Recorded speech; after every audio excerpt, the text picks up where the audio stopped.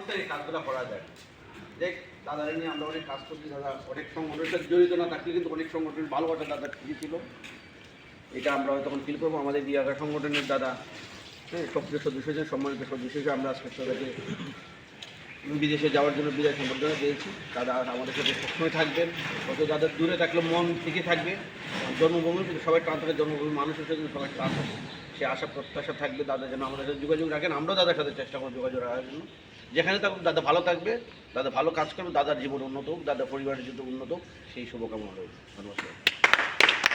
মনে কিছু আছে? সবাই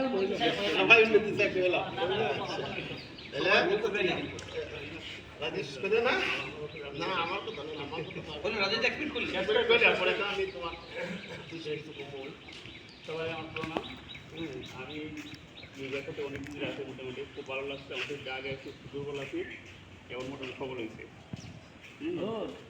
আর ইউগার সাথে আছি, আমি ইউগার থেকে অনেক উপকার পাইছি, বিশেষ করে ইউগার কারণে আমি ভিসাটা পাইছি।